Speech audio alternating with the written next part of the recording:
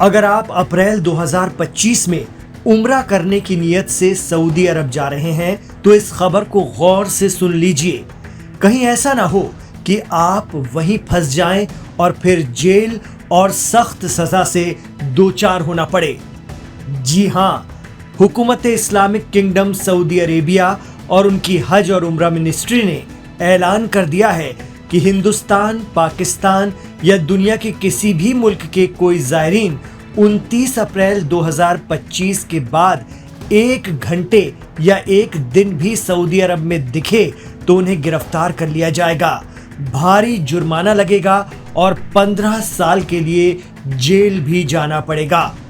अगर आप सिर्फ उम्रे की नियत से भी अप्रैल में सऊदी जा रहे हैं तो 13 अप्रैल तक सऊदी में एंटर हो जाइए और फिर 29 अप्रैल को अपने अपने मुल्कों की तरफ रवाना हो जाइए। इसमें किसी भी तरह की कोताही या हीला हवाली या फिर सीधे लफ्जों में कहें तो गैर कानूनी तरीके से हज की लालच आपको सऊदी में ही अटका सकती है, 15 सालों के लिए, वो भी जेल में।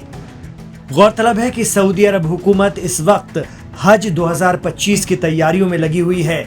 4 जून से शुरू होने वाले हज के लिए मई माह में आज़मीन हज का पहुंचना शुरू हो जाएगा, जिसके मद्देनज़र सऊदी अरब की हज और उम्रा मिनिस्ट्री ने ऐलान किया है कि 29 अप्रैल 2025 उम्रा करने आए ज़ायरीन के लिए लौटने का आखिरी दिन मुकर्रर कर दिया गया है।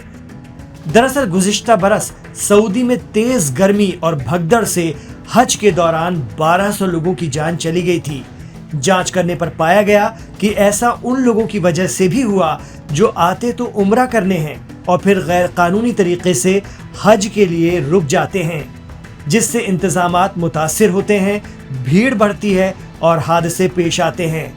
इस बार उम्रा करने आए और सऊदी में ही हज की लालच में छिपने वालों पर वीज़ा और हज नियमों की खिलाफ वर्जी का कानून नाफिज होगा, जिसमें 22 लाख रुपए तक का जुर्माना और सजा दोनों हो सकती है।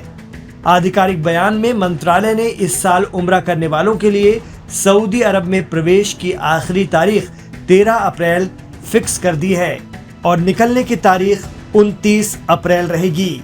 सऊदी के मक्का मुकर्रमा और मदीना मुनव्वरा समेत दीगर मकामात पर उम्रा करने साल भर लोग पहुंचते हैं, जबकि साल में एक बार जिलहिज्जा के महीने में, जो इस्लामिक कैलेंडर का आखिरी माह है, हज किया जाता है।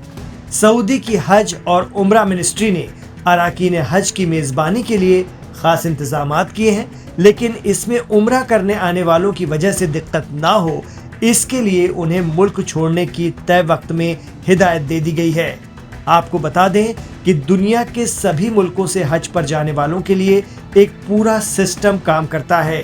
पिछले दिनों सऊदी ने भारत समेत 14 देशों के लिए टेम्परेरी वीज़ा भी बैन कर दिया था। इसकी वजह भी यही थी कि गैर कानूनी तरीके से आए लोगों की भीड़ मक्का, मदीना या सऊदी के दूसरे शहरों में जमा ना हो। हर मुल्क के मुसलमानों के लिए सऊदी हुकूमत हज का कोटा तय करती है और उन मुल्कों की हज कमेटी या वजारत हज इस पूरे सिस्टम को अंजाम देती हैं। सऊदी में हर साल उतने ही लोगों का इंतजाम किया जाता है जो कानूनी तौर पर हज के लिए पहुंच रहे हैं। करीब 20 से 22 लाख की तादाद हर साल हज करती है। इसमें गैर कानूनी तरीके से पहुंचे लोगों की वजह से सिस्टम प्रभावित होता है, जिसको लेकर सऊदी हुकूमत बेहद सख्त है।